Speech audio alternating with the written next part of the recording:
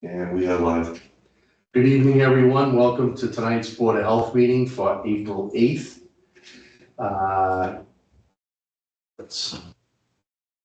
Just a reminder, we are being recorded.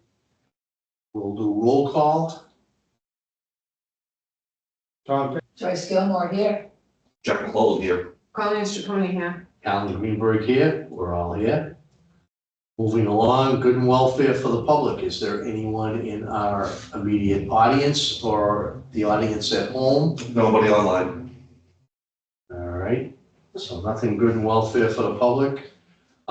Do we want to go to old business? Yes, please. All right, so we'll go to old business, 147 Hartford Ave East, tobacco violation suspension discussion.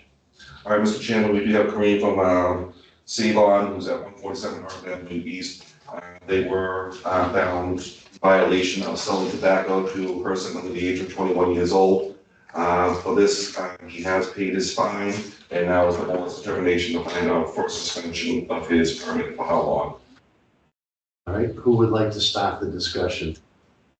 I just want the board to know too, that I've scheduled a time frame with Kareem, to go in and train all of the staff next Thursday. He's also due for a food inspection, just like they're gonna combine both of them together. There you go, multitasking. Yeah, so all the staff will be, trained again in, tobacco, requirements as far as, our tobacco regulations go. I just want the board to know. No, thank you, Colleen. Are you a coffee drinker? Coffee? Yeah.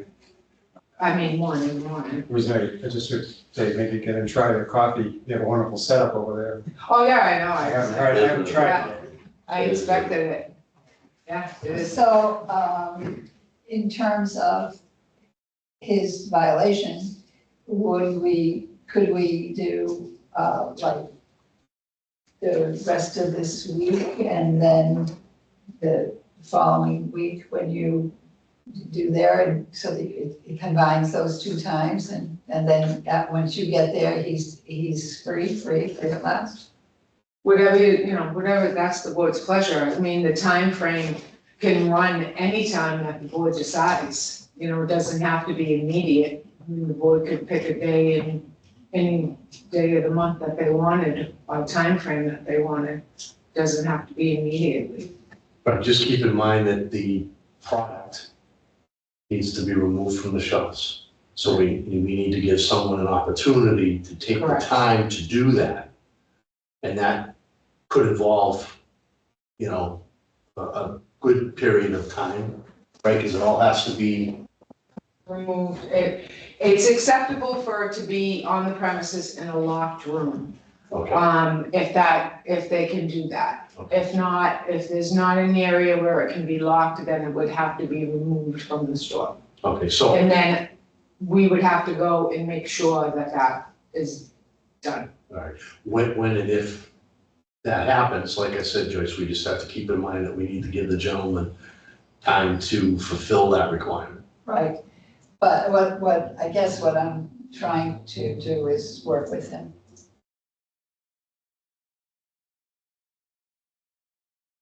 Well, the discussion would be, the law says between 1 and 30 days. Correct. And actually, there is no minimum defined. It's up to. Okay. I thought, for some reason, I thought it began with 1. Well, one would be the minimum. 1 would be the minimum, 30 would be the max. Well, if you want to go longer, it's up to you. Okay. Yeah, So the that one is defined in the second specific. I think it's defined in the first. I could be wrong. All right, so, the discussion right now is to the suspension part of the violation and what period of time we feel is adequate. It's a major state level violation. So that's what I'm asking is what your opinion is on the period of time, whether it be your point 0, and then we'll discuss when it would be effective. I don't think it can be 0, it has to be at least 1. Right. You have to be at least probably 1 minute. Well, again, what my thought was, because of his father passing away, yes?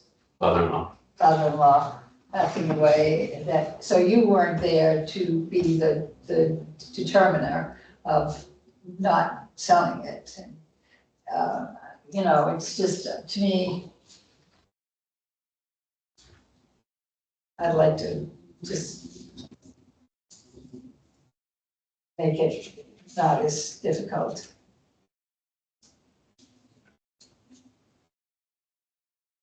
Well, I'd like to go back and maybe just kind of summarize, because we did start with this at the last meeting. And since then, I know we've been, in that meeting, we kind of talked about some information that, some additional information has kind of come to our enlightenment.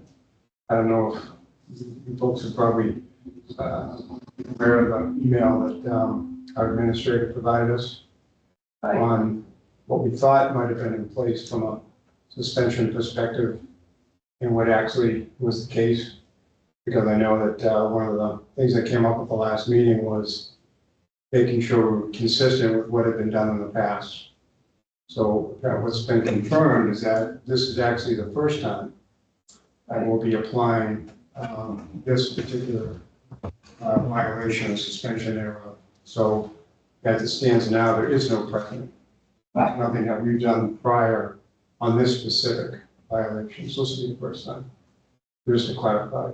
Yeah, no, yeah, you're right. And I was very, taking the time to think about what Colleen, our health agent, had said, and also, is it Kareem? Yes. What Kareem had brought to the table with the situation and what he has done and how he acted. And I thought he took some very positive, actionable items toward alleviating or eliminating the problem. Oh, trust me. It's been eliminated. And the feedback from Kathleen as well was, I thought, very positive. She was very responsive to what Kareem had done. Right. So from my perspective, I look at that whole response piece as very positive to the situation. At this point, you're looking for me to give you what I think should be a suspension time period. Well, that's the discussion. Right. Joyce really didn't give us a term, but if you'd like to. Well, just to say that because, this particular violation, and I know in the discussion that we'll have a little bit later on another topic, I got a little confused on some verbiage that was in use. I've had some clarification on it since.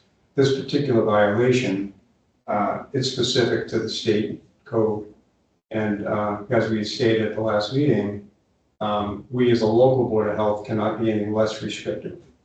So from the standpoint of the financial part, that's at the state level, we have no control over that. And the word that's part of this violation is that the local board of health shall implement the suspension up to 30 days. So what that says is that we have no choice but to implement some sort of suspension, as opposed to may suspend, in which case we could say potentially we don't feel we want to suspend at this point. So to clarify, this particular violation requires some suspension of some kind. But I would say, given the positive feedback and response from Kareem and Colleen and Catherine, my view would be that I would opt for a one-day suspension. Okay. Joyce? Me as well. Okay. Yeah. I mean, I think that would be, I think we're dealing with somebody that's trying to be good, a good boy. And I don't want to minimize, I understand the No, violation right, is very, Right, it's severe in that it's, we do not want to see sales of, with kids. to under Right. 21, right? So, in fact, we can talk a little bit about whether or not we want to go up is on that age discussion, but, so to me, it doesn't minimize that, but I think, last time we talked a lot about precedent and so forth, but I think each situation can be different. A lot of it may have to do with the responsive individuals involved, the ownership of the, establishment that got the suspension. It's all been very positive all around.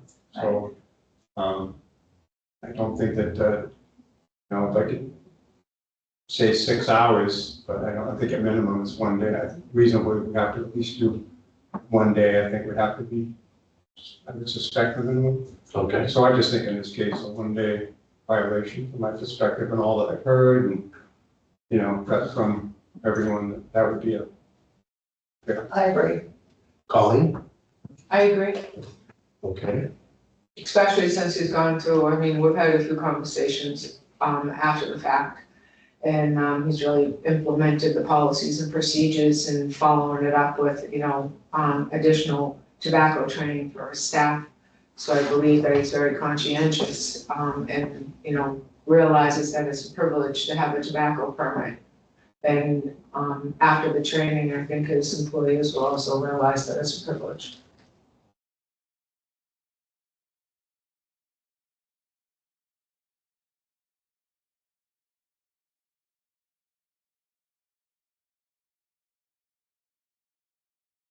we always try to enforce the regulations equally. So whatever we do tonight, we have to take into consideration when someone has the same level violation, another tobacco retailer. So we have to enforce, or we try to enforce the regulations, this board, equally. So that's why we had such a discussion at our last meeting about, well, we wanted to make sure, what has our precedent been? So today, because this is the first time for a state level regulation, we're setting a precedent. I understand your personal situation. And, I wish your family the best. But we really can't consider that with the violation. I appreciate the positive steps that you took right off the bat. And I want to make sure that we document all the steps that were taken before we had this discussion about the suspension, especially where we're setting a precedent. So the point of sale, the retraining that you've scheduled, the fact that you paid the fine right away, that you've attended, I believe this is the third meeting you've attended? Second meeting. Second meeting, okay. I would go along with the 1 day suspension. And based on the discussion of shall and may, shall suspend to me would mean the 1 day is the minimum. Yeah, just be reasonable. You can't have a shall with a zero. Right.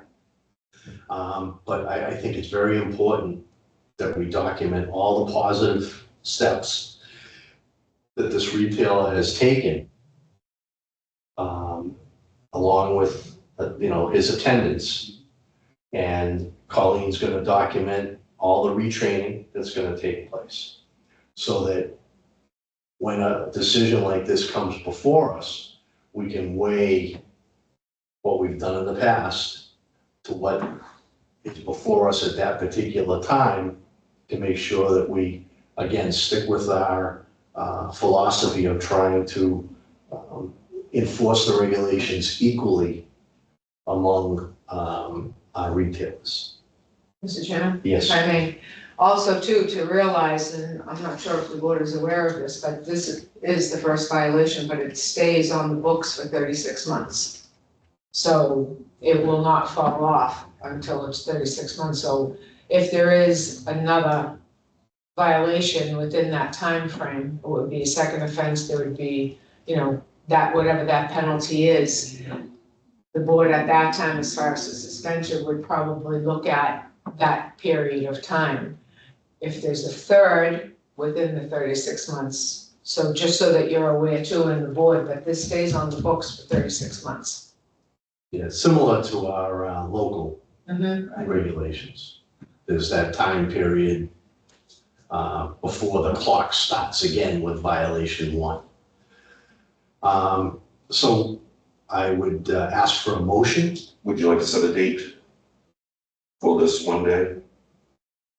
We can do that. I'm open. What works for you, sir?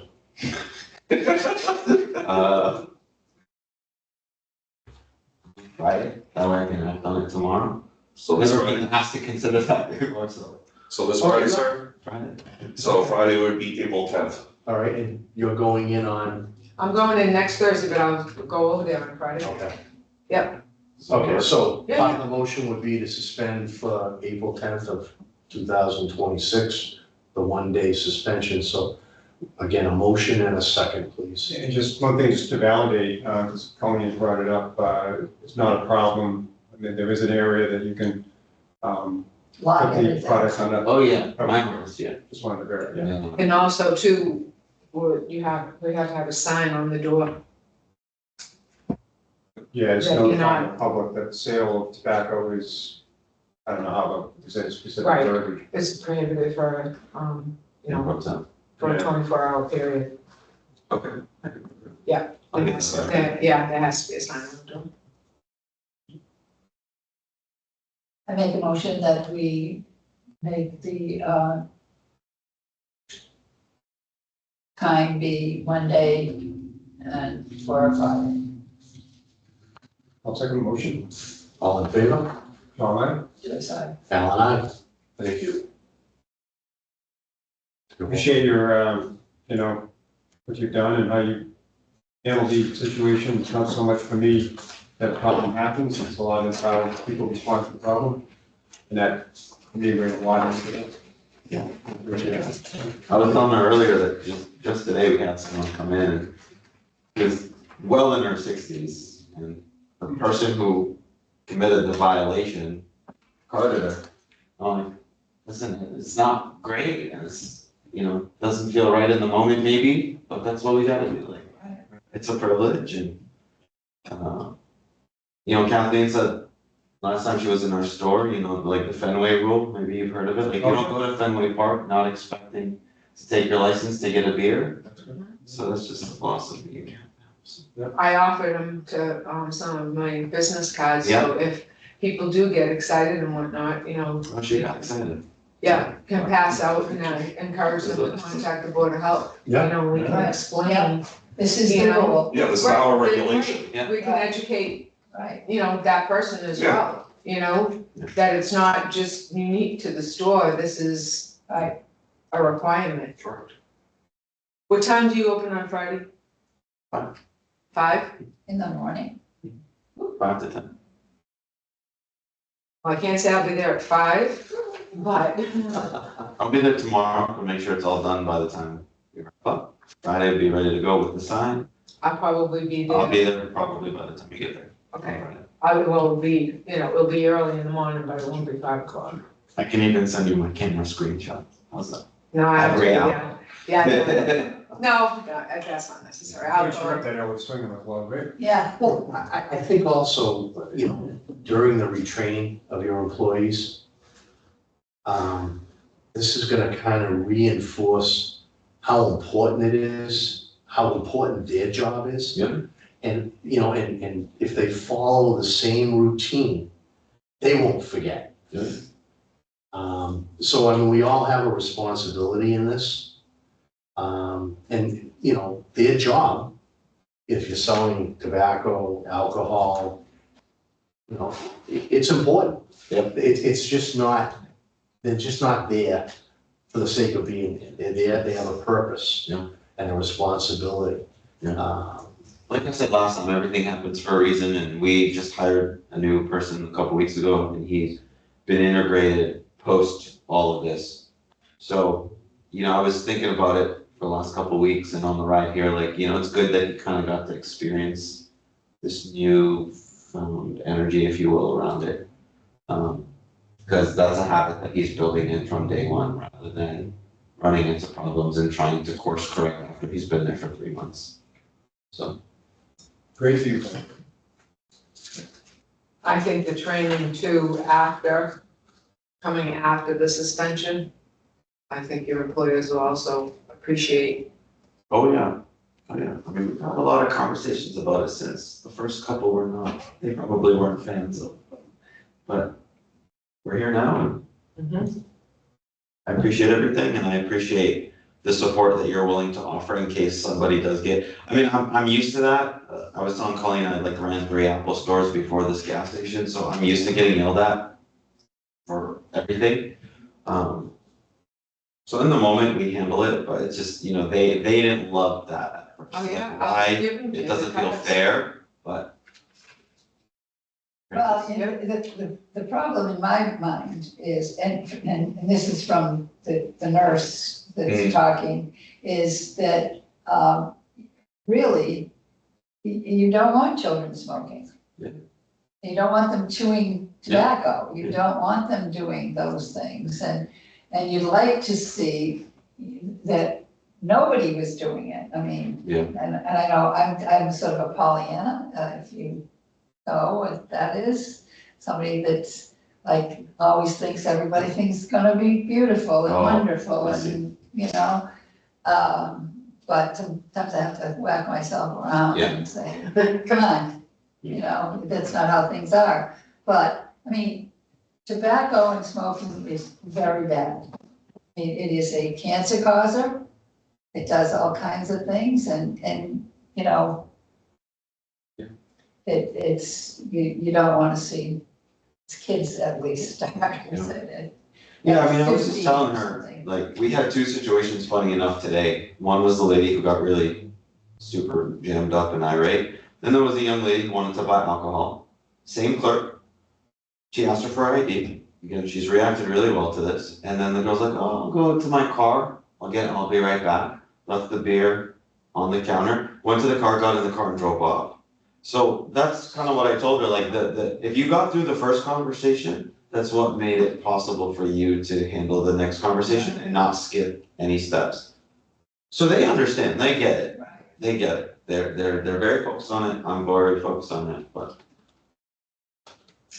that happens. It certainly does. I mean, not for sympathy, I already shared this with you, but literally the same week that my father-in-law was sent home to die peacefully, we found out my mom has cancer. So again, thank you. It's just, I take full responsibility for whatever precedent you're setting in the future. Like it always starts at the top, and I just was, the universe threw a lot at me in the course of this month, so. I know it doesn't make any difference, but Well, it won't happen again. We value the quality of a person, and that is telling us the quality of your person.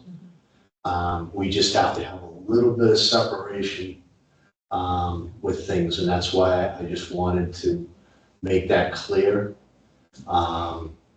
We're human beings. My daughter has a nonprofit foundation that supports people with a cancer diagnosis. So I'm very familiar with what you're going through. But we have to have a separation. Yeah. All right, you're free to go unless you'd like to stay and listen I'll to see the rest of Frank our on meeting. it. I'll probably be there, you know. I like you guys, but thank you. I'll talk to you later. Thank you, sir. See you next time. I'm sure we'll be in touch. I'll see you Friday. Yeah, absolutely. Bye. All right, good night. All right. So, do we want to jump into tobacco regulations review since we're on that topic? If you like, whatever you'd like to do. Let's do that. So I asked to have it thrown on the agenda, really just as a follow-up to the last meeting. It was sort of an extension of what we had just discussed with the violation. I think there might have been, I don't know if there's clarity in the changes that we made back in January, when we did some language adjustments between using the word shall and may. I think there was a thought that it was specific to the local. But if you actually looked at what we did, it actually does have an element where it's reflective of the state. Because in a section of what the state says the locals can do, that was the section that had may in it. Previously, we kind of were going with shall. So what we did to align ourselves better with the state and not be more restrictive was to use the same language. So our adjustment in language from shall to may wasn't just specific to our locals, because we incorporate state violations in our local regs as part of it. So just for clarity, I just wanted to see if everybody understands that or has any thoughts on that, or. Those two little words can Well, make a big difference in how you in a direction. handle things. Mhm. There's no doubt about it, and, And what- when did we do the original tobacco regulations? How many years has it 11 years been? ago. Okay, 2015 was the first year that came up. okay, yeah, Yeah, adopted 2015, effective August of 2015. all right, and we updated them. Last amended on January 14, 2026, effective January 14th of 2026. So, I mean, we had a pretty good run with the originals. Well, I will say one thing I'd like to say to that point about amendment. Huge compliment to Mr. Owen here. When I was looking at the tobacco regulations during review, if you haven't seen it, on the very last page of that regulation is the whole list of all the amendments that have been done on that document. So, do you have them all? Oh, up there, yeah. So, that was a beautiful thing to see, and that's what should become a standard, because this tells everybody on a document when something is done, when it's modified, you can see how it applies. So I thought that was beautiful, so nice job, Jack. I try. Okay, and we did have a discussion at one point about trying to go to our regulations on an annual basis We did. and, you know, make the attempt to update them if necessary. It was actually a year ago, September, and that's actually an action item, and yours truly, Okay, so, to get together with Jack. I think we talked about it once not too long ago. Yeah. And we know it's outstanding, but we want to go back, and what we want to do essentially, just to recall, is to align all our regulations and present them in the same fashion. Correct. You know, as far as, footnoting or dating or same cover sheet type of thing, so everything's consistent throughout, so the same format's being used. but even to talk about them, you know, Okay. on a quarterly basis, There you go. just pick one that we haven't touched yet, Yeah, you know, and just kind of go through it as an exercise to see if there's anything that needs to be adjusted. If we, you know, I mean, maybe we Or have, reevaluate it. yeah, we have Yeah. maybe 4 major regulations. You know, tobacco, dumpster. Hauling, So if we, you know, once a quarter, if we were able to grab one of them on the agenda and go through it, if we haven't Yeah, had a discussion and already done that. Right. Just to make sure that we try to keep them current and we keep our eyes on them. And I mean, it's not what we do, the 3 board members do on a daily basis. So sometimes it's easy to forget cool. exactly what a requirement is until a citizen asks you and they say, well, let me review that and I'll get that answer for you. Because it's not something we touch on a daily basis like Jack recalling. Right. So that might, you know, like I said, if we just pick one of the major categories once a quarter, go through that one, the next quarter we go through well regulations, the next quarter, you know, just to put our eyes on, might be a good habit. Because I know with well regulations, it was quite a period Was. before they got updated, and then it took a lot of time to review. and Well, make adjustments. Maybe we can avoid those long periods of multi-meetings talking about the same regulations if we're able to have some kind of a rotation where, you know, we put our eyes on them on a more regular basis. Well, well regulations is a great example, because we know we already kind of have a couple placeholders in that document for ongoing conversations that are happening, Blasting, yeah. ADUs and there's another area. Boston. So blasting. Yeah, it's a great, I think you've just given Jack an action item. Maybe. Thanks, appreciate that. Well, speaking of tobacco regulations, and I know that we were discussing, the various and sundry tobacco products. Something to consider for the board to consider if you want to go down this route as opposed to, picking a specific tobacco product. There are quite a few towns that have raised the age to 25. And this nicotine-free generation, they'll come to our meeting and they will talk to us if this is something that the board is interested in doing, is just elevating the age to 25.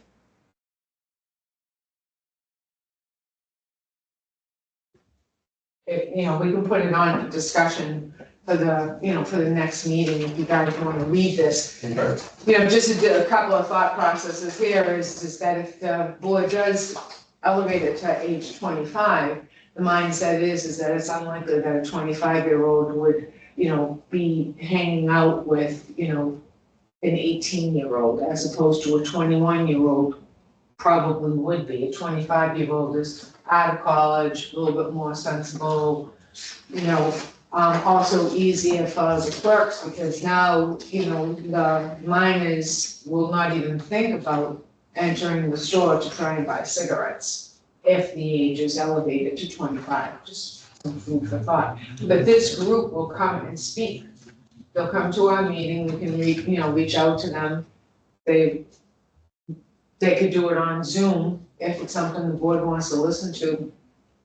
Wasn't Brookline one of the first ones to do the nicotine-free generation? I'm not sure, I can't say yes, they were, but they give you a list of other towns. Yeah, I do see the listed, Yep, but I remember it was a I think you're Boston right. area It was a town Boston area one that set for that sure. birth date. Yep. Because when we were talking about actually the tobacco license for the Hartford Ave address with the owner, not the person that's running the business, but with the building owner, landowner. When we were having that discussion, we had said that it's gonna go away. Tobacco in general is gonna age out, I think. I'm interested in hearing what they have to say. Yeah, I would too. We can reach out to them and see what their availability is, and we can get them on one of our meetings. You guys can hear them out and then make a decision if you wanna get on that road, or if you wanna, look at products. But it may be easy just to elevate the age.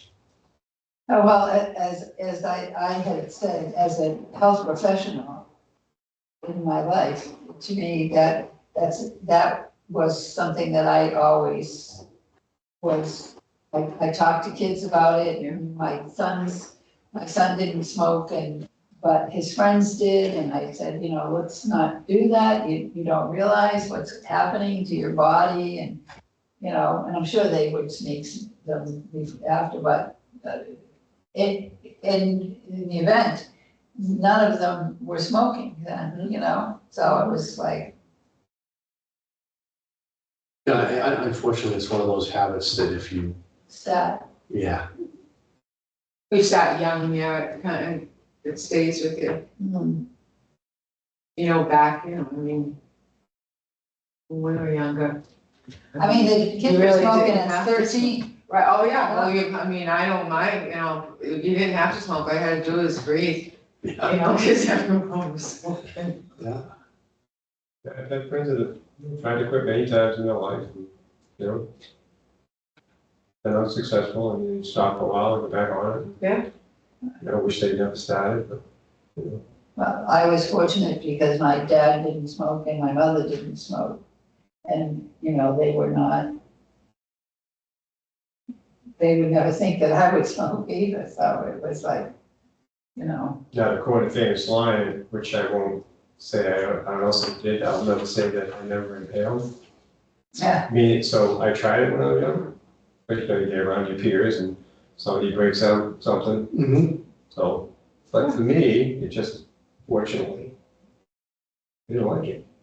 It never took, but I know for a lot of people, it doesn't, it's becomes an attraction, and an attraction turns into an addiction, and now, Mhm. you know. Yeah, I think, initially it becomes a social thing. Mhm. Yeah. That's, if you're out with your friends or you're having a beer and a cigarette, you're watching an older movie where all the actors and actresses smoked, it was cool. Yeah.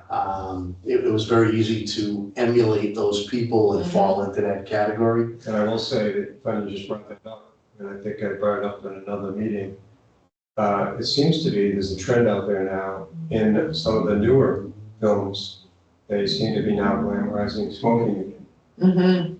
I don't know if that's coming back, but that's, I heard that a month or so ago. Yeah, the way they're using herbal cigarettes. Interesting. So, yeah, So we can reach out to them and Yes, we'll please. schedule a time for them to, do a demonstration.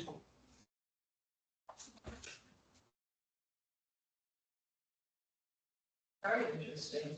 This is good, Jack. Okay, so let's back up, if we can, to new business, Providence Street Culvert Project discussion.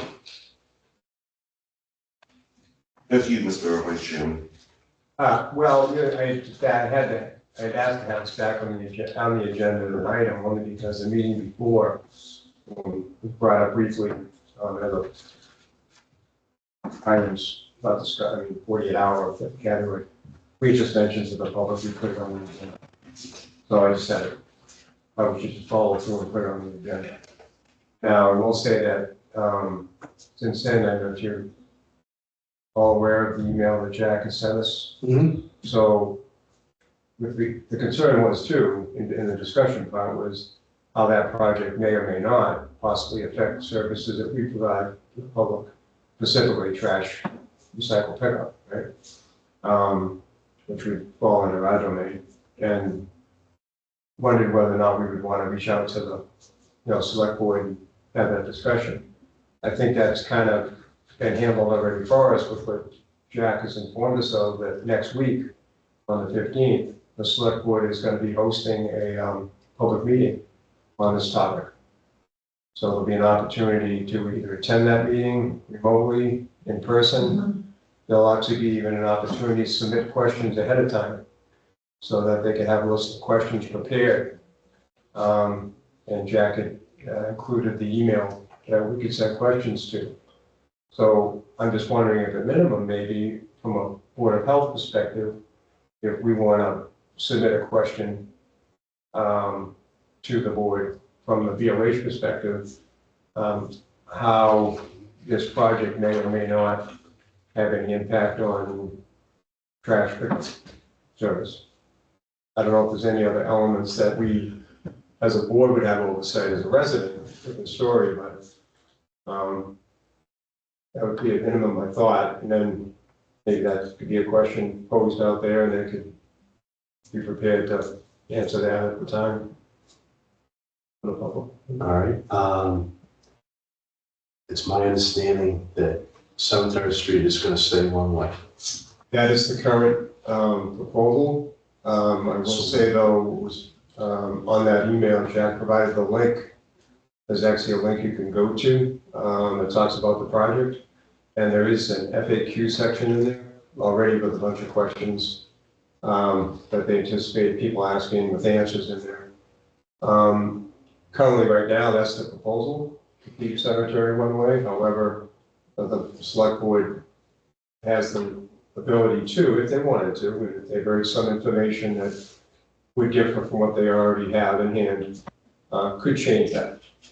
But currently, it's going to be a one-way, it'll stay one way. My question would be, just for a brief discussion on our part, is how is Phil going to get back from that end of town?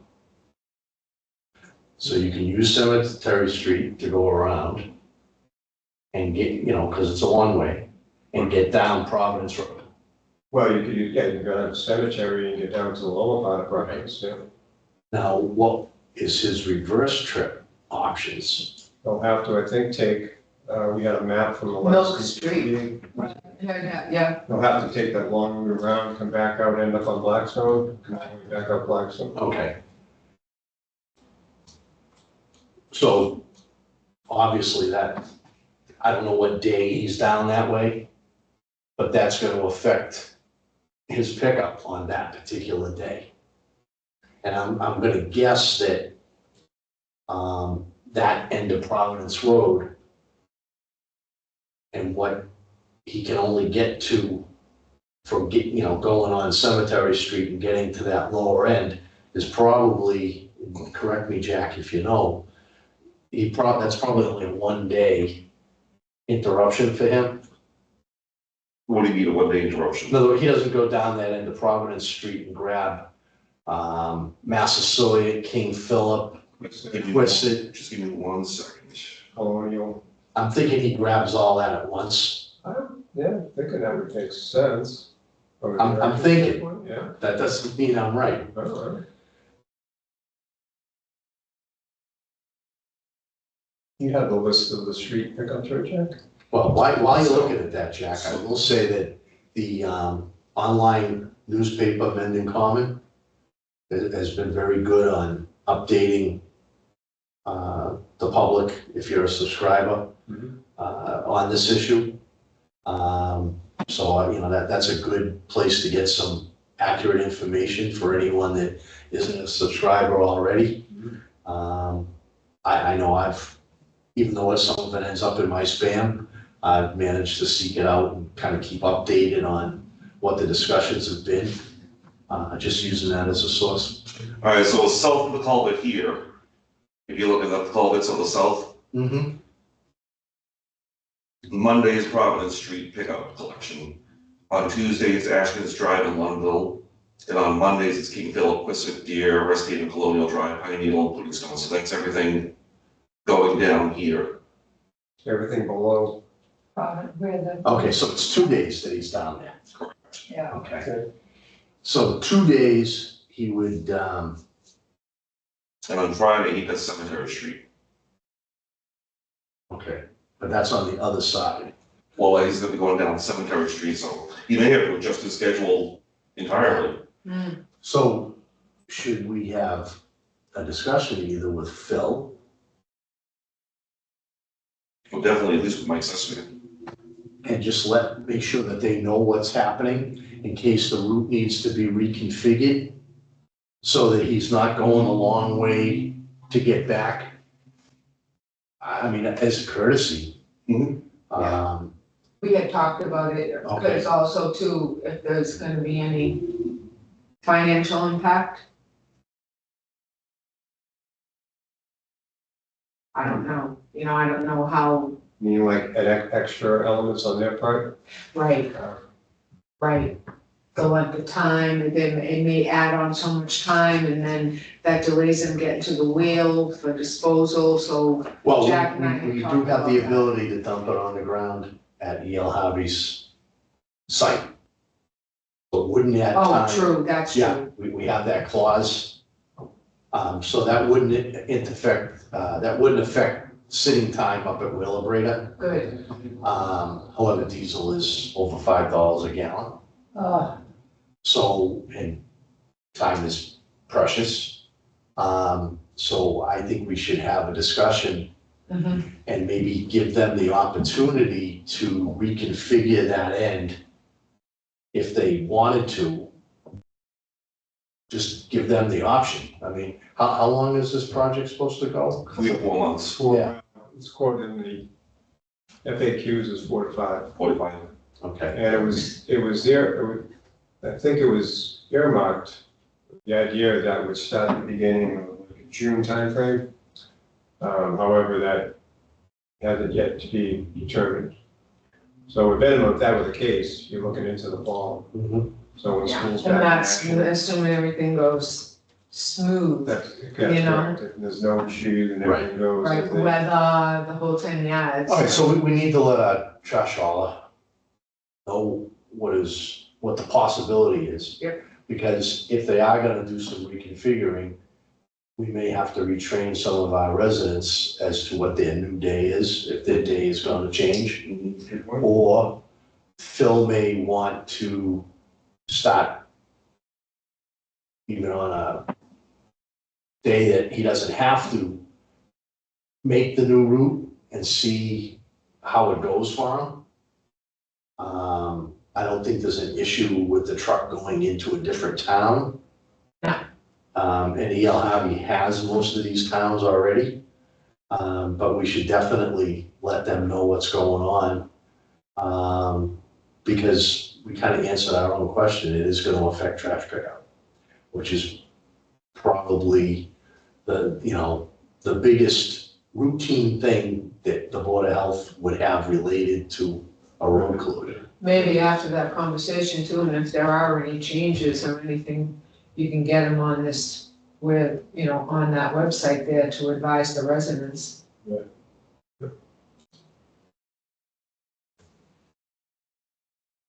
Can also. Well, yeah, the longer we have to notify people, the better. Mhm. And again, there's nothing that says if E.L. Harvey decides to reconfigure, they can start the reconfiguration before the construction actually starts. So that, because we know every time there's a change, it takes a couple of weeks for people to get into the practice, and Phil himself, he's gotta get into the practice. So I'm sure now the truck drives itself, but when you add a detour in there, you gotta tell the truck where to go. Yeah, maybe, we can put something in like the newspaper, the senior paper that gets delivered to the residents. Mm-hmm. Free press there? Yeah, Yeah, that just came out today. No, I'll talk to Mike Suspin. Let him know what's going on.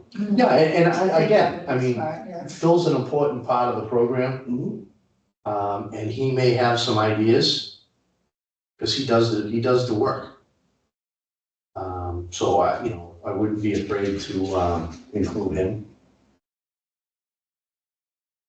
All right, anything else on that topic?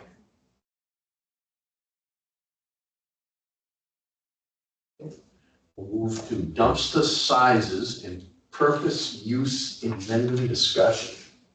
All right, so Colin and I went out to One Cape to do some tobacco education, and Colin and I noticed a couple of situations going on behind Nona's Pizza, the greenery back there.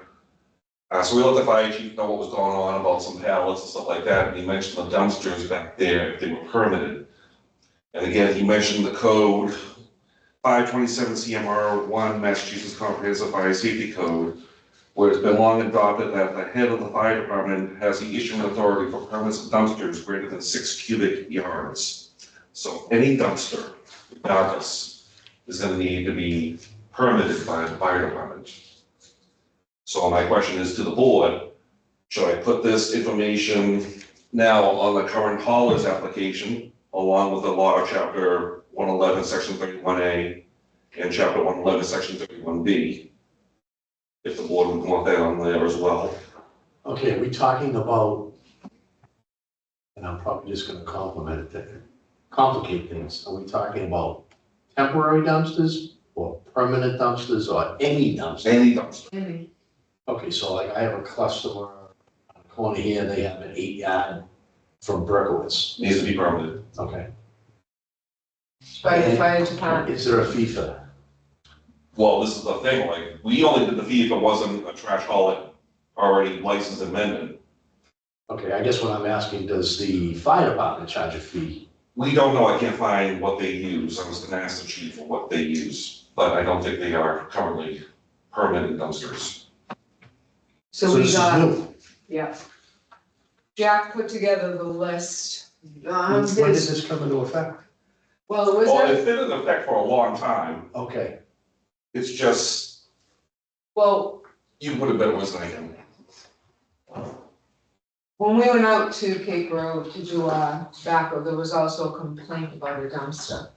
So, taking a look at that property itself, there was a lot going on there that quite frankly was concerning. So the property owner apparently lives in Ireland. The vendor, Ireland, yeah. The maybe I should vendors, go and talk to him. the vendors, are charged with, maintaining their own dumpsters in their area and whatnot. Behind that, that store, there was a lot going on. The dumpsters were not being maintained properly. There were pallets, wooden pallets that were stacked against the building as high as the building itself. There was a lot of debris there. There was a pile of Christmas trees that were just left there from the previous year. There was some gasoline cans in the area. So anyway, that alarmed Jack and I, and we are working on that with the property owner. I've been back there, they cleaned that, all the back of the, property. We notified the fire chief, and made the fire chief aware of all the wooden pallets that were piled up, and also we had concerns about the dumpsters, and that's when the chief reminded us about the fact that his CMR regulations require anything over 6 yards to be permitted by the fire department, because they're looking for combustible materials and things like that, which is great. Yeah. He had mentioned it once before, and we had talked about maybe working together and incorporating his language as an advisory into our permits and into our dumpster regulations. So that's how, it came to be. Since then, Jack has gone and created a list for the fire chief, and there's, 26 dumpsters located in the town of Mendon that are over 6 yards. So Jack's gonna share this with the fire chief.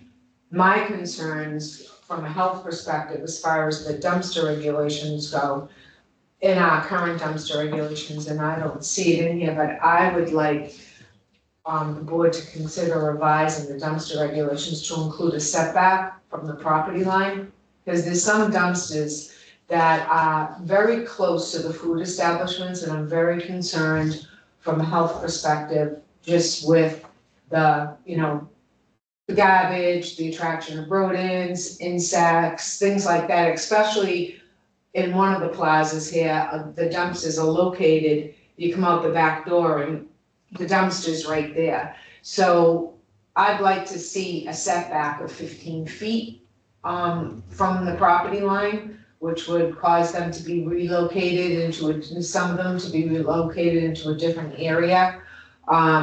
That concerns me, and I'd also like to include in our application that the placement of the dumpster be approved by the Board of Health. Whether it's from the fire department and we can work with the chief on this, and through emails had expressed that interest in working collaboratively together on the regulation, but I'd like the dumpster location to be approved by the Board of Health. Do we know what the permit requirements are from the fire department with regard to their oversight on this? I tried to find a form, I couldn't find anything online, that's why I asked the chief on what he uses. Right, they're, it has to be, because they wanna know on their checklist is what are you putting in that dumpster? Is it C and D? Because you can't have any combustible material in there. Right. And, a 6 yard dumpster is, a pretty big dumpster, you could throw. I just didn't know if their permit would come into play with regard to location. I know we got the communication that came back to you with regard to the topic. I get a little confused, and I'm not confused, but wasn't clear on a couple of things that were kind of brought forward. I mean, we've always tried to, I think, run our regulations without trying to, quote unquote, step on anybody's toes. Mm-hmm. Or trying to be respectful of what, might be out there. Now, I kind of remember that, a while back we had the conversation started. Of course, that would have been after we did our dumpster regulations. Mm-hmm. And it was kind of as a follow-up thing. So I think we have a reach out conversation that kind of started there. I think that's what, now I understand what you're alluding to, I think, and part of that response back with the time frame you talked about a solution being similar. Mhm. You know, I couldn't remember what that was, you know. Yeah, I would never want to try to have any department or agency feel that whatever we do would supersede, because I think I won't say I'm modern with Ben, but the philosophy that we've always had to work under from a Board of Health perspective, regard to what the state does. The state guidelines take precedent, as we just had a discussion on tobacco. They have things in place that have to be abided by the locals, right? We could be potentially more restrictive, they tell us. Mhm. So it just actually made me kind of wonder whether or not that concept would apply in this example. Or we just have to make sure that we're working in tandem, you know, with some of the guidance that has dumpster oversight. You know, I know from the planning board side, because we've had this discussion, that usually the location of the dumpster is part of the plan for a new facility that goes through the planning board. I think we've had that discussion related to what possibly might happen up at the miniature golf course. And I think we might have had it even what might happen over where Taft Orchard was, with the future construction that, you know, at that intersection. I've Let's heard do about the a few times. dumpster location, it's on the plan. I don't know if the fire department chimes in on those plans that the planning board gets. And then through the open gov, permitting process too, I mean, they can just add the Board of Health in there. You know, kind of like with the building permits. They add the Board of Health in there, especially if it's an addition, and they're adding bedrooms. We have to look at what the current septic system is designed for as opposed to what's being proposed. So through open gov, there's, the check off that the Board of Health has to check off and approve it. So this would, as far as the planning board or anything like that, would probably follow the same process. I would just like to have an advisory on our permit application that, hey, the fire department, if it's 6 yards or more, and refer them to the fire department. Oh, absolutely. And vice versa, as far as placement goes, that especially if it's a food establishment. That's my concern, is the location of the dumpster to a food establishment. Yeah, and give me some clarification. You said 15 feet to the property line. 15 feet from the property. From the property line. Do you want to include a distance from the back door of that facility also? Yeah, absolutely, I mean, you. Because you could be 15 feet off the property line and right outside the back door of the food establishment. True, yeah. And I almost think that it would be more important to be away from 15 feet away from. Or whatever is appropriate. The thing is that, as far as the property line setback goes, I think that that's important to the abutting property. So say like, we have some mixed use areas where it's commercial and residential. So that's why I was saying about the property line. I checked around some of the communities in the area that have dumpster regulations, and a lot of them, that's the traditional setback from the property line is 15 feet. Okay. And I will say, from my opinion, if you want to have a distance from the facility also, I would like to see that included. I don't know what my colleagues feel. I was just wondering how that impacts what's in play now for location. Well, I think Colleen already alluded that in some cases, some present dumpsters would have to be relocated to a different area of the property because there wouldn't be the clearance to the property line. and there wouldn't be the clearance to the back door of the establishment either. Right. Within our dumpster regulations, what we could do is also put in a paragraph for, a variance that the board would issue as far as if they couldn't meet the setback, say from the property line. I was gonna check with Dylan too, as far as the different, zones in town and see what that setback is. And maybe instead of a flat 15 feet, make that setback what that zone is, so that there's just some consistency with the setback, so there's not a setback for, new construction of 20 feet, but the dumpster only has to be 15 feet type of thing, just so that there's some consistency too. Fine with me. Tom, Joyce? No, I mean, to me, I think you sort of have to, it's almost like every single one is different and you have to adapt, which is not always easy. Mm-hmm.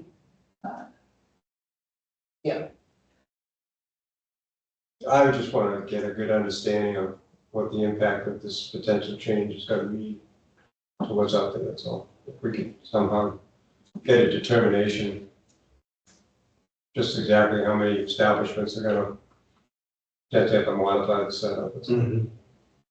That how many have a more than 6 cubic yards? Well, the 6 cubic yard guideline is something within Right, the fire department's guideline, right, but I think right. what Colleen's saying, any dumpster, she wants to consideration of applying the Right, 15-foot setback, so not just the 6-foot yard, not the just the 6 cubic yard ones, but any dumpster. right. Well, So, I just was wondering if you would, because obviously the fire department wants to be in charge of that. well, I think we can. For a different reason. Yeah, Well, absolutely. Yeah, their reason is Sure. fire prevention, Yeah, of course. Yeah. ours is a health issue. Yeah.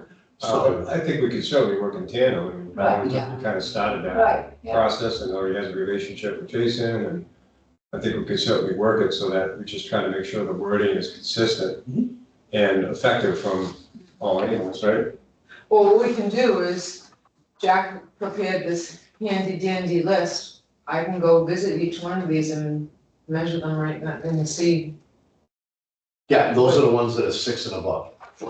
Okay. But you could have a food establishment that has a 2. True. But I doubt it, but. they would still require a permit, right? Not from the fire department, no. No, I know that. I'm talking Yeah, about from from us. us, where that. I think I like. This is every permit. This is every No. dumpster in town right now. I want to make this clear, we do not permit dumpsters, we permit trash haulers, Mm-hmm. so just to make that clear. Okay, and the fire department permits dumpsters. That are greater So than 6 these feet. are licensed, Yeah. those do not have to be licensed. Just the trash hauler has to be licensed, they have Right, license. right, but Okay. then these trash haulers are Permitted, providing these dumpsters. Correct. And you didn't specify, you said all dumpsters, correct? When you asked them for the list? All dumpsters, correct. Right. So this is all the dumpsters from the trash haulers in town. Okay. Okay, not just the ones that are 6 yards and above. Well, this list specifically is 60 yards and above that I will give the fire chief. Okay. So are there more? There is more, Oh, I was gonna but say, I'm again only concerned about the 6 yards for the fire chief. right, at this moment, yeah. all right, well then I'll leave the other list too. Yeah, that's fine. I like the fact that Colleen is also proposing the board to have the ability to grant a variance absolutely. with the location. Makes So sense. if we do have some establishments that don't have any other options, Yeah, that gives us the opportunity to say, all right, in this situation, what's more important, that we meet the distance from the building or we meet the distance from the property line? In some cases, if there's a residence behind there, it might be more important to meet the distance to the property line. Mhm. But in other cases, if it's another commercial property, that's It might be my concern. more important to be away from the building Yeah. because the other property is a commercial property. So I think that's a very important point, that would give us that ability to grant a variance and not create a hardship for anybody that is existing. And obviously, if we do it correctly, in coordination with the fire department and the planning board, if we're gonna prove the location when a plan is submitted as to where the dumpster location is gonna be, we'll catch those in the future.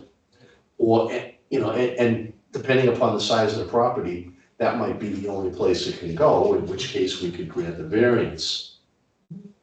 Just as a point of reference on in sizing, what would you say the size of the dumpsters are in use? Generally, What's it? generally. Well, no, specifically, what I'm asking is the size of the dumpsters that are in use up at the plaza up there by where Muffin House is and all those. Those are like eight or tens, What would you say those are? 8 or 10s. Those are 8 or 10 size? Yeah. Okay. They don't have to need it up. 8 or 10 yards. A mental reference in my head, because I'm up there all the time. Yeah, no, So I just wanted, You know, what those are from? so I just wanted to gauge in my head size. No, the 1.6. yeah, I'm gonna say those are, Some of them are, would they be 6 maybe? some of them are, Hardee's. Some of them are, I think, is Berkowitz, Berkowitz does What's them the, too. in the, I think this Is is that- next. then it's not Berkowitz. Okay. Yellow Army hasn't given me that list yet. So is it Yellow Army? Yeah, It might- I'm gonna say there's Is 6 it of them. Eagle or what? There was 6 in the box. Does Yeah. Berkowitz? Yeah, there does at the least across the 6. street. Yeah. So yeah, I'm taking into consideration the front, it's got the slope, Jason? so that they Yeah, tip. the one that's across the street. So I'm Right across the thinking those are 6s, Belongs most of to, them up there. Chili's place? what is it? Yeah, Oh, okay. yeah. And he comes like every week almost. Yeah. Dumps the trash out of it. He has, I don't know how big it is because that, Which one? Not my building. Chili's place, Oh, 8 yard. Berkowitz. that's an 8 yard. Yeah, it's got a tag on it. You said Yellow Army, Yeah, it's big and square, Okay. Yeah. and it He opens said from he the has, top. he has Yeah, So no, there's the front loader, where a lot of the ones, if I remember I'll double correctly, check. and I could I be don't wrong, know. I haven't been up in I the back see for a it while. down there. Those have like, Always good to know, find out what it and is. they back into them, Okay. so that when they lift With the all dumpster up, that front slope makes I like gotta shoot. look at it Yep. anyway. So the stuff like that. Yeah, but, Okay. yeah, Alright, so then we that have. one's a big, It's it's big and square. Yeah. So the next thing I wanted to ask the board is, are we willing to, or entertain the thought of permitting dumpsters? I gave you a sample of what one town does for their dumpster permits. The Board of Health charges $50, while the fire department charges another $50. Here, yeah, yeah, I was looking at that.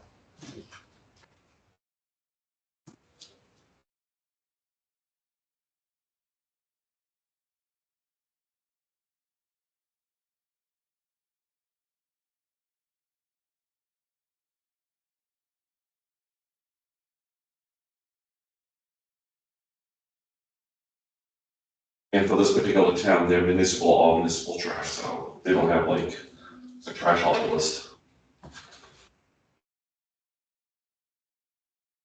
Why did I? We're gonna talk about doing that when we went through dumpster regulations initially, What's that?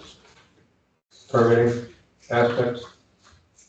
Or no? Well, we have our own temporary dumpster permit, but that was to catch people that weren't permitted in town. Like how you found the whale one and the pellet disposal one. Yeah, okay. Well, and also we had gotten some complaints about dumpsters that were hanging around on a property for a long period of time. Well, that's, yeah, and what that is. Yeah. Well, we had one on Carpenter Hill, Oh, yeah. remember that one? So we had some dumpsters that were hanging around and we get a complaint from the neighbor because the dumpster never went away.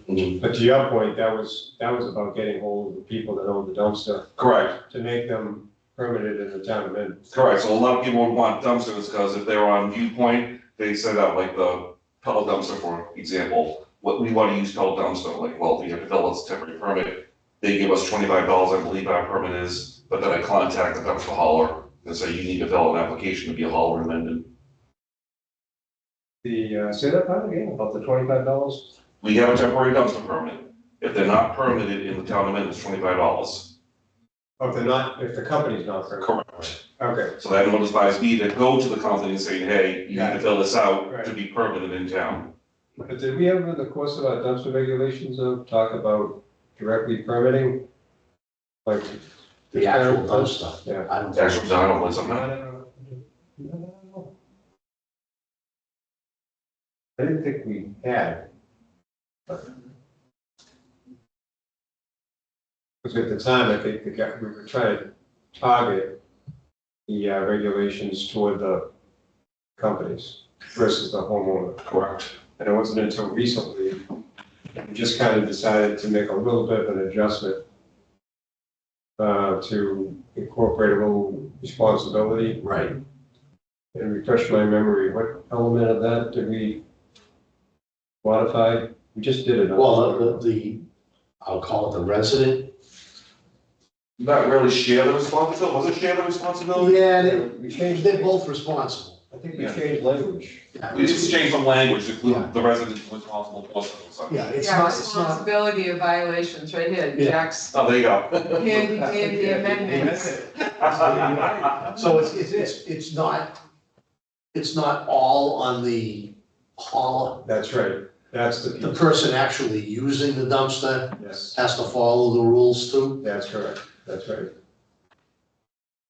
And I know some dumpster companies actually, provide the user with some information so that they don't put something in there they're not supposed to put in there. Or something that's gonna cost them more money to dispose of. Mhm. You know, if they start throwing some mattresses in there and try to hide them, because they're gonna get tagged when they dump the dumpster. Oh, yeah, So there's, I'll call them disclaimers, that if the user doesn't follow the rules, there's gonna be additional charges, and a lot of times these dumpster companies have your credit card, oh, yeah. because that's how they wanna get paid.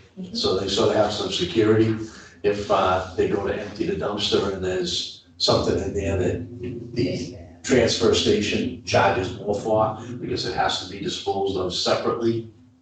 You know, if they find electronics in there, or, you know, Do we have any insight on, I know this is, one example, do we have any insight on local communities around us that may or may not be applying this concept of dumpster permitting? I'll have to look, Sure. I'll have to look.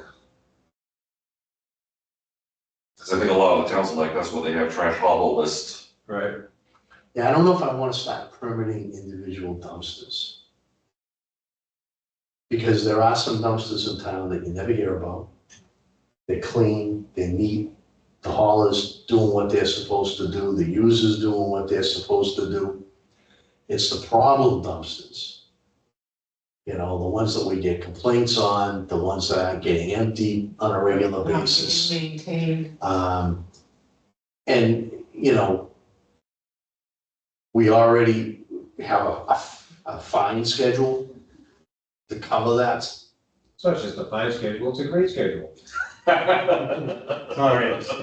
That was good, that was good. It's mighty fine. But, so I don't know if I wanna, Well, I think if we start, in this particular one, it says here, in particular, it says that this 527 CMR 1.00, a permit is required for dumpsters greater than 6 cubic yards. right, from the That fire are going department. to be there, no, Yes, that's not, yeah, so it's right under fire and rescue. That this goes with. right, okay, so that would be something that you could use as a, That something, would, yeah, for yeah, them, the overreach. person, yeah. Yeah. Yeah, obviously this town is taking that into account Right, and is incorporating the fire department Mhm. oversight that Mhm. they're aware of. Which is good to do. Yeah. I guess getting back to all this conversation, I guess getting back to the original thought, which was to want to incorporate that into our Trash hauler application. application, right? I think that's where it all kind of started. Just as a heads up, so then, then they'll know that they need to, contact the fire department, and obtain the permit from the fire department. Okay, so the hauler is gonna request the permit, not the user. Well, the contractor, Okay, so you bring a 30-yard dumpster in to do a remodeling project, and because it's over 6 yards, the fire department has jurisdiction over the fire side of that dumpster and has to issue a permit. Mhm. All right. And that's been, Sounds like it's been a long standing. correct. yeah, so, yeah, definitely as an FYI. Right. I mean, that's something we couldn't necessarily police.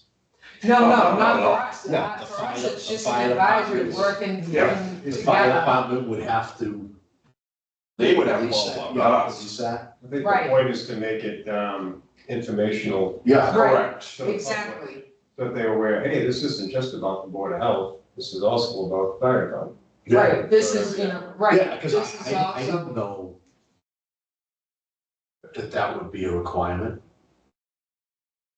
Would it be reciprocal? You indicated, could it go that way, so at the fire department end? Would there be something that would reflect DOH? that if they apply for a dumpster, they have to be a licensed hauler. Yeah, Yeah, I mean, I don't see why, Yeah, it's in due point now that you have to be a licensed hauler. So I think it's just adding this to the questionnaire, is the dumpster you're gonna get 6 yards or more, yes or no? If yes, it's gonna pop up, please contact the fire department to get permitted for this dumpster. I was just thinking in reverse, so that's a case where, if they went to the fire department first, but they get something from the fire department that says, okay, we have this guideline, but be aware, DOH, you have to be a licensed trash hauler. right, would that come out of that end? Oh, well, I would hope that the fire department would, Or does it matter? Maybe it doesn't matter. well, I think it would matter if they have like, pellet disposal. If the fire department knows like pellet disposal is being used as a dumpster service, well, it's not licensed by the Board of Health. All trash haulers need to be permitted by the Board of Health.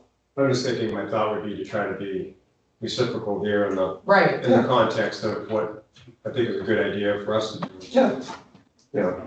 Yeah, no, absolutely. I think what could be done is maybe right on, and again, we have to run this by the fire department, but right, if the fire department isn't going to check to see if they're a licensed hauler, if it were on their application, that, just that one sentence, Mhm. it wouldn't hurt. I mean, because if someone were to go to the fire department first, when they fill out the application, they're gonna see at the bottom of the application that not only do they need to, do the fire side, but, oh, this guy's gonna be a licensed hauler in the town also. And that might catch some of that. Mhm. I just can't think of going to the fire department first, unless I had that experience in another town. Yeah, and this idea, is this something that's already been vetted with our fire department, or is this something that's just we're talking about tonight? No, the chief's aware, of it. The chief actually is the one who sent that email, I think you got a copy of it. No, I mean, to specifically put it in our application. Yeah, it's only told them this is what we were gonna do. Yeah. Ah, okay. Yeah, But we just wanted the board's approval before actually putting it into place. Got it, cool. Well, I'm on board with that. Do we need a formal motion? No, it's just a, just so that you're aware. No, definitely, it's we don't wanna do anything about the board's approval. yeah, Right. catch some things and, make people aware, because I think it's a practice that, some contractors might have to get into Mhm. if they haven't had to do it in another town. And obviously, it must be something that very possibly is getting overlooked. Well, I know when my father passed away, and I was cleaning out his house, I got a big C&D dumpster in the driveway, and I didn't go to the fire department or ask for a permit. Was that Bellingham though? You don't know what town I live in, so I'm not saying. Well, I think, and a lot of towns could be experiencing this, I got the sense from the response we got that, that may be something that maybe other fire departments just don't have the manpower or women power for to police it. So that could be a common thread. So I think there's an appreciation for giving from, from us, Colleen specifically, giving the heads up. I think that was noticed, so in that communication, so I think there's an appreciation there that they got the heads up about it. Yeah. But they don't seem to have the ability though to go out and actively kind of, But at least though, it's just like when, we go out and we see something that's reported, we notify the appropriate agency, we're gonna continue to do that. yeah, you've always So- been great at that. Thank you, but I think that us having that advisory on our hauler application, would help the fire department also, and I think this list that Jack prepared for them too is very helpful. Now, that would also go online, to the application that's online, it would Yes, pop up. yes, So even a homeowner that's, been told they need to, pull a permit for their dumpster, or they're filling out their building permit or whatever, if that were to pop up, it would help educate them also, because that might be something that they didn't think about. Until people kind of get into practice. I find a lot of times, contractors from the city, they're so used to dealing with rules and regulations that when they come out to the burbs, Oh, yeah, it's the Wild West. they're asking questions and they're saying, well, don't I need to do this? I have to do it in Newton. Yeah, They're already in the habit yeah. of asking all these questions or contacting all the different departments, we may be a little spoiled out here and, we haven't, caught on to everybody we need to talk to. At the very least, it will provide the fire department with a list of the locations of the dumpsters, so then they can just go check them at their leisure to make sure that there isn't any combustible material or anything leaking that's of any concern to them. yep. Sounds good to me. Dave? All right, thank you. So let's see, where are we here? Number 6. Yeah, annual town cleanup event kickoff. Just to remind everybody, it's gonna be next Saturday, April 18th at 8 AM at Clough School parking lot. We're gonna be there with the Highway Department, Parks Department, Concom. There's gonna be refreshments in the morning. Dance playing? I don't think there's gonna be a band there, but there will be coffee. I'll be cooking. She'll be cooking the front barbecue in the afternoon, Very good. so hoping everybody will be able to join, What time is that? 8 AM. You want some help? If you'd like to help, it's up to you. Yeah. I would mind helping, if you need help. Come on down, come on, Marion. The next one is gonna be the recycling drive and energy savings event.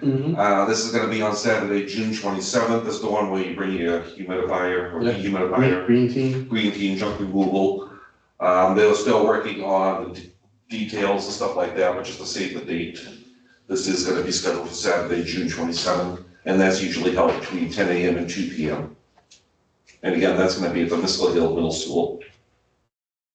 So that's just to save the date, FYI. Okay. And last but not least, another save the date, FYI, August 29th is Household Hazardous Waste Day. That's also for document shredding. So that is gonna be this year's date for the Household Hazardous Waste and Shredding Day. And that's, again, for the first time, gonna be at the Miscela Hill Middle School. Oh, that'd be good. Yep. So see how that works out for this year. That'll take some adjustment to get, just for me, not to show up at the highway barn. And that's all. Where is everybody? Have we, do you already have a plan layout? I have a rough layout of what I wanna do. Yep. So it's basically, once you enter, there's like a little cul-de-sac in the back of the parking lot. So I have cars go all the way up there, turn around, empty their materials, and come back down to leave.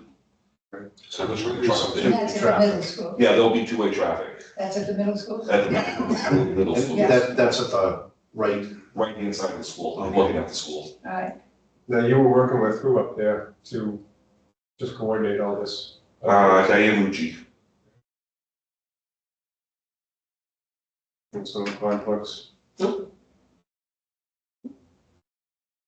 think would be a better location than the highway. I was Lot more area. still gonna need a police officer? Yes. Yeah, you definitely hold a lot of vehicles up there, you set it up right, you can. Well, and that's a flat area too, because they were concerned about that last year. Yeah. We need to make sure that we, let Harvey know of the different location. Mhm. We don't want the 30 yard. Yeah. No problem. And we're doing shredding again? Shredding again, correct, yep. Okay. That's cool. We're taking advantage of that this year, so There you go. You know, all the paperwork. I'm behind, I got a ton of it. And that's all I have. All right, so we're gonna move on to health agent updates, please. Okay, after our discussion at our last meeting, regarding 5 Harrington Street and the request for additional data, I went back to Michelle at the DEP, and you guys have a copy of the email that she sent. yeah, So she basically said our study was a snapshot in time. The students drove their trucks right next to where we were standing several times, so it should have demonstrated fairly well the loudest part of the operation. The Route 16 background noise is a major contributor to both the source on and source off sound in the area. Mass DEP doesn't have the equipment to conduct 2 to 3 week studies. There are numerous acoustical engineering companies who could be contacted for longer studies. And that's what she said. Well, I know we have a device that we got, right? I don't know if it was initially used for this. It was, but it's not the grade that it should be. I spoke with Michelle yesterday about this. She gave me the name of a company that they actually purchased, and if we're gonna, eventually go with a noise bylaw, we should probably have that grade of a noise meter as well. So she gave me the name of a company up in New Hampshire, that they use, and she's not a big fan of the one that the DEP uses right now. She said that it just, she just doesn't like that particular one, but to talk with the individual and let her know what we're looking for, to purchase. I don't know that the board should purchase it, or we purchase our own and then have, once the noise ordinance is passed, the town can purchase a similar meter too. We should have the same meters. But she did say too that, to also budget for about $1,000 a year to have it calibrated. So if the board wants us to look into that, as far as the purchase, I don't know what the price will be, is something that, we could utilize, for, additional information. The thing is, the day that we were there, and I know that it's only a 5-minute study, but like Michelle says in the email, I mean, those trucks passed by the 3 times. The blowing of the horn is not going to cease. That is a safety requirement. It's done once every time class begins, so that's not going away. And that will absolutely positively show up on the noise meter. And they're looking more for consistency of sound. Those trucks were, we could see them pass because we were right on the property line. So I'm not sure, and if the board wants me to, then I will, but I can sit up there till the cows come home, and I don't believe that it's gonna change much. The reading is gonna change much.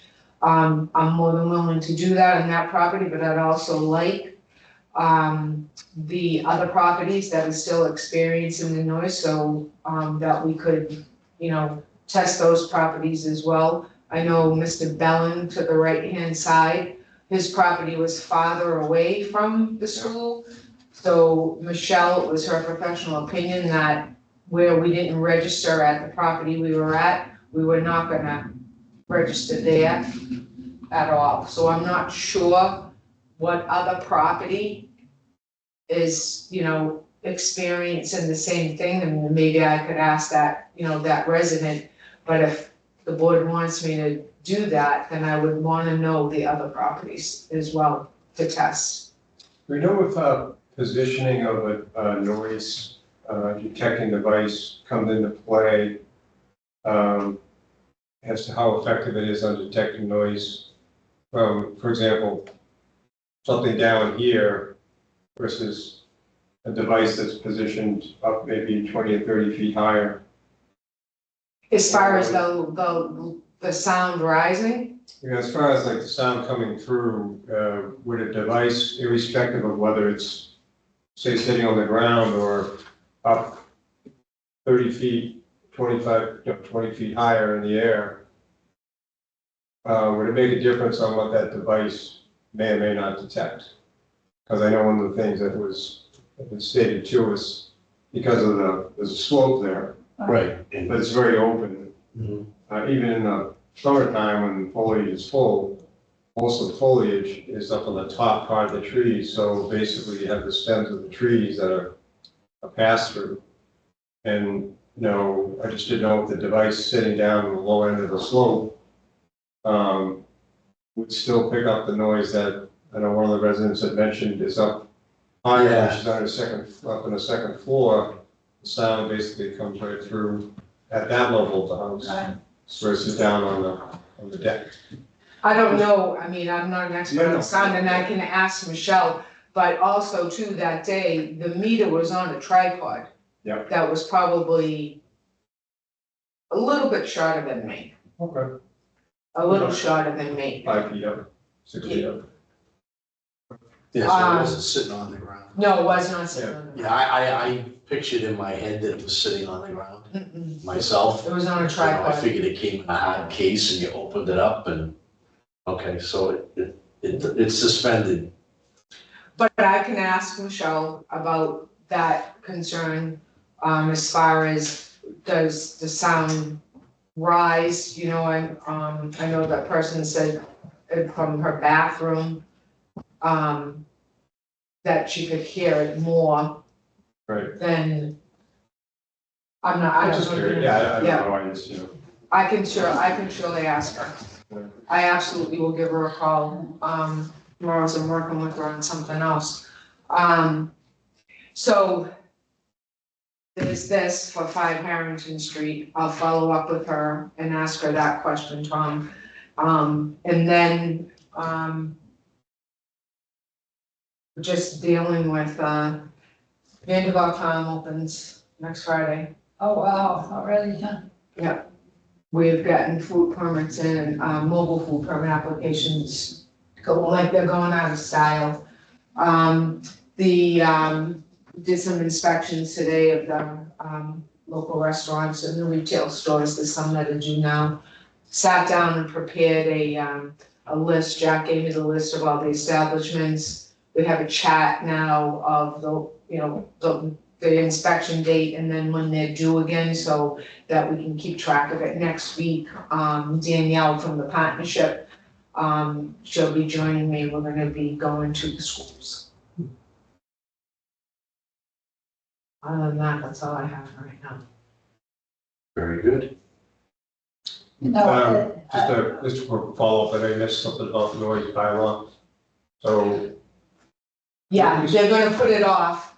It's not gonna be at this town meeting because there were some questions.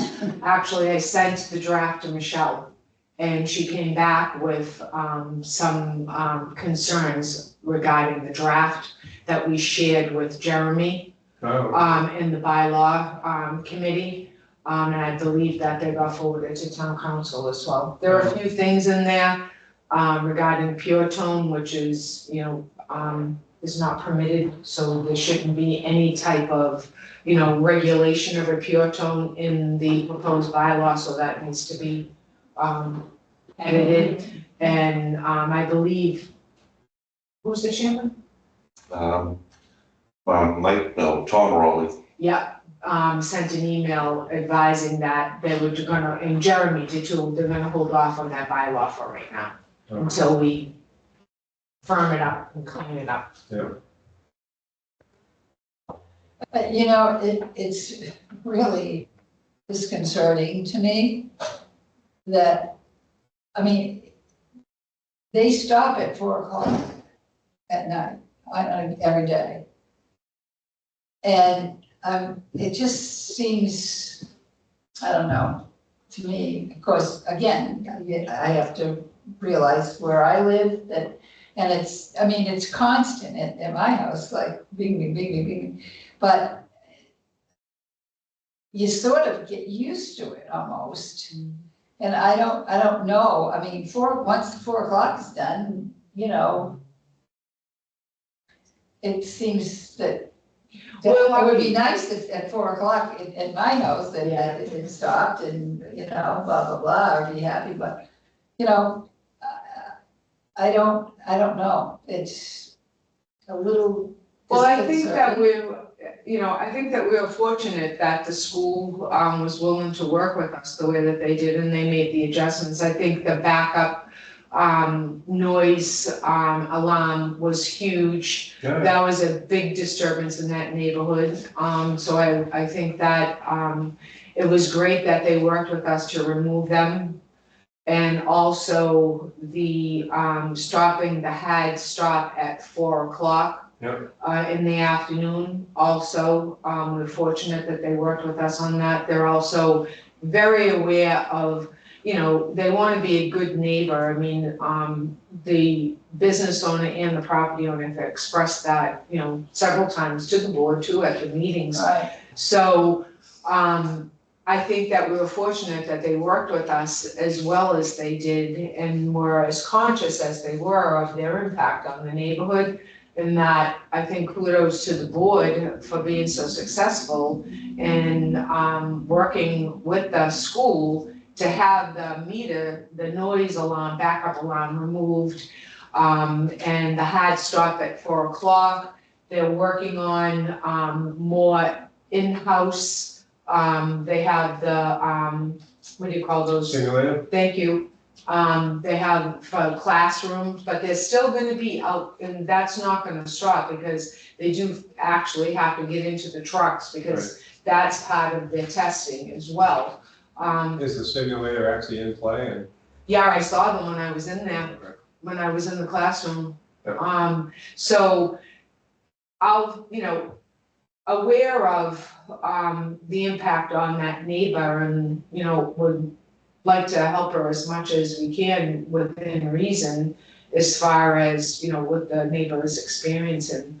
But I think that the day that I was there and the trucks, they were coming in front of us. Mhm.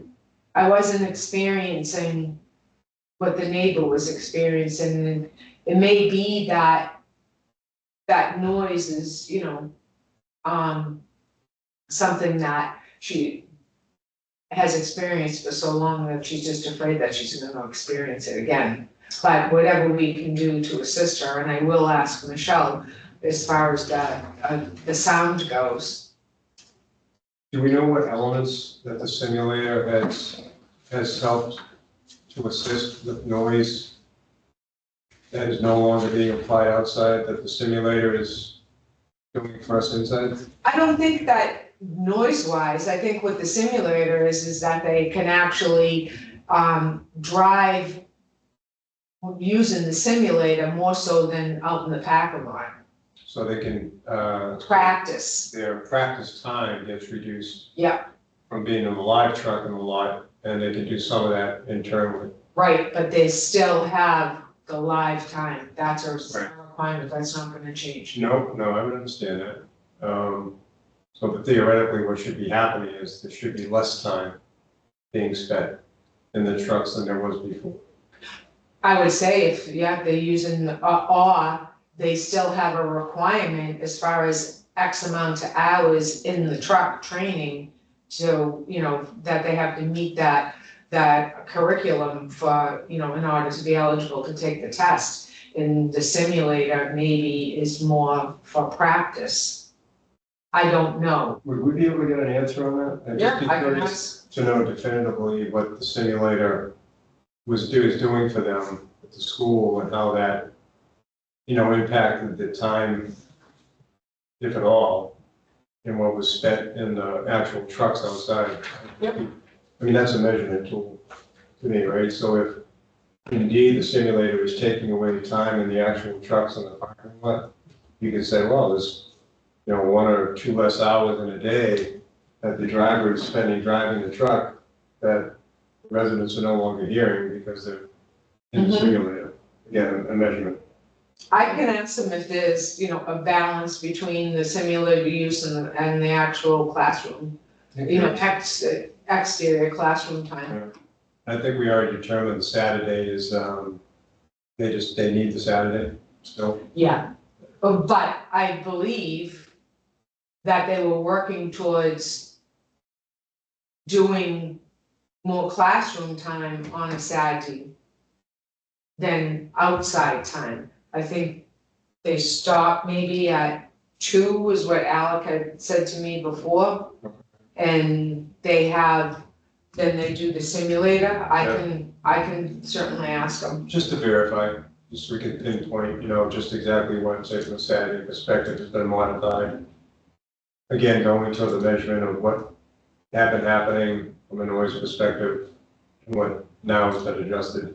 Again, another measurement guideline, you know. Yeah, Okay. thank you.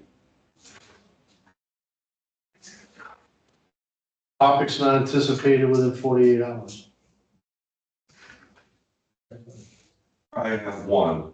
I was asked a question today. Somebody wants an in-ground pool, and our permit requires an as-built stamped to show where the location is of the pool to the septic system. This property is sold. It doesn't have any as-built plans or septic plans at all. So what should I tell this person to do for a plan of their septic system? You kind of have to have a Title V guy come out and locate the tank, the D box and the trenches. Yeah, Right, that would be my first thought. So I'll sign off on the Title V guy, not an engineer at all? Well, first they should be part of the same. I would think the Title V guy could locate, but then the engineer would have to come Right. out. Right, So you do want an engineer plan? If that's what the requirement is, and that's what they have to provide. Especially for an in-ground pool. Yeah, I'm just trying to give them help on locating is it an old house? The It elements. is an old house, yeah. Where is it at? It's off of Millville Street.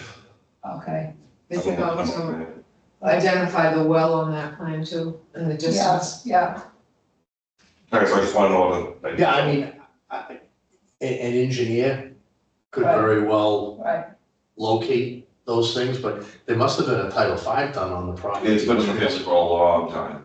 Okay, so there wasn't a Title V done on the property to, you have the family name, top of your head, no, okay, so, that's a, We have nothing in our records for this property. Nothing at all. Not older properties, you know.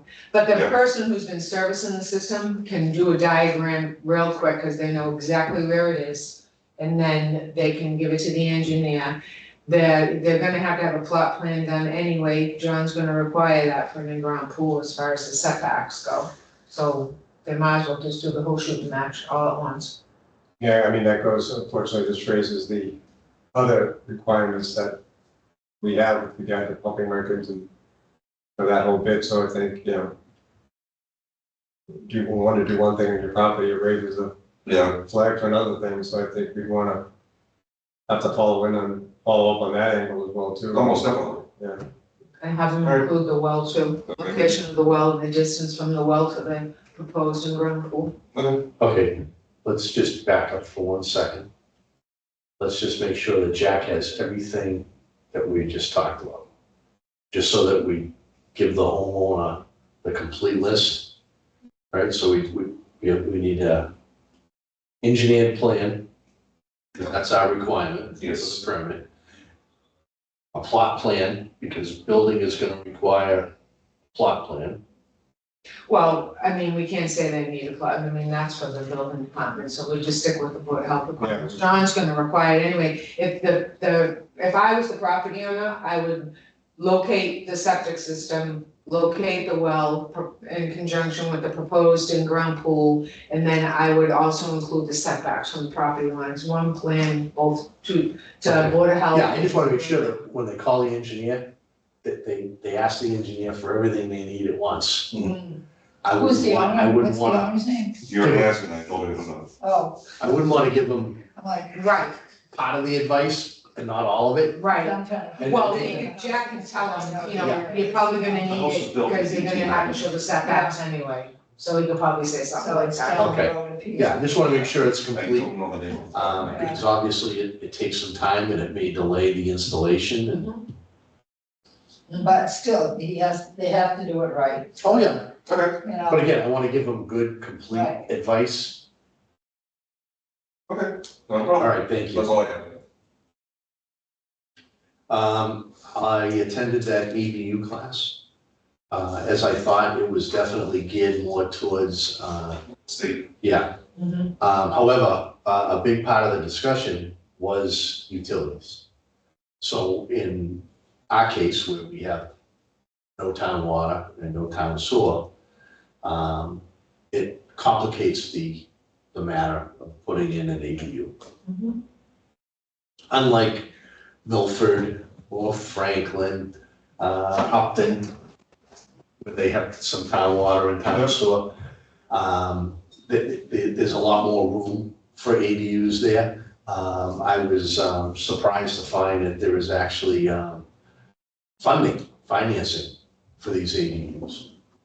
There are companies out there, one of the instructors was from a lending company, and they specialize in, they have a component of their business when they specialize in funding ADUs. There are 3 or 4 contractors out there that she gave us information. One of them that I remember, it's Tiny Homes. I believe they're, towards the Boston area. So there are companies out there that are catering just towards ADUs. So we may, even though we don't have town water and town sewer, we may start to see some of that in Mendon, depending upon where you're at. We've got a lot of land and we've got big lots, but unless you can handle the water and the sewer, so I don't know what, is exactly gonna happen, but it was interesting. There were only 3 of us in the class. That's nice. The other 2 guys were from Walpole, Yeah, different ends of Walpole, but yeah, it was, it was worth, the hour and the $20 to kind of get that viewpoint. Yeah. So we'll see what comes before us. That's all I have. that's good. Good and welfare for the board.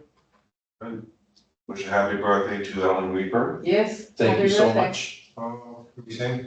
Yes, sir. Happy birthday to you. Thank you. Happy birthday to you. Happy birthday, dear Alan. Happy birthday to you. And many more. I'd be happy to have you. Thank you very much, folks. I really appreciate that. That was special. And early happy birthday to Joyce. That's right. Yeah, Yes, tomorrow. Should we sing again? We can We sing. should sing again, yeah. Yes. Happy birthday to you. Happy birthday to you. Happy birthday, dear Joyce. Happy birthday to you. And many more. Good job. Sorry, folks, 2 was moving on. Oh, yeah, I'm totally deaf, I don't even pretend I can carry it We'll to. set our next meeting. Our next meeting, it would be April 22nd. Supposedly Colleen will not be here. Yeah. Oh, yeah, sure, we heard that. 7 o'clock. 7 o'clock. Very good. Can we have a motion to adjourn, please? So moved. I'll make a motion, we adjourn. All in favor? No second? Well, I. She seconded before the first. right. Aye. Come on. Joyce, I. Al and I. Good night, thank Good you. night, everyone. Are you going home to a birthday cake? I don't think so. We kind of celebrated my birthday Oh, on Sunday. on Sunday, yeah. It was Sunday. Yeah. Saturday night? Saturday night. Well, Yeah. maybe they'll treat you to something. Well, my daughter Morgan left me brownies. I had 3 of them before I came. Well, I made brownies for you guys. I just wanted to let you guys know too, that I went and checked out the, Providence Road, you know, with the gate down. Yes. So I drove in and it most definitely goes around to where the gate is locked. It was totally clean, no garbage, no nothing there. Oh, but the gate is definitely, down. I did see it on the ground. It looked like someone drove right over it. Yeah. Had a nice curl to it. Okay, Yeah. I mean, is that a huge too, that is still under the control of the, Yeah, I would say so. Maybe we could send them, and let them know that the gate got, Somebody. knocked it over. Yeah. Maybe during one of the snowstorms or something.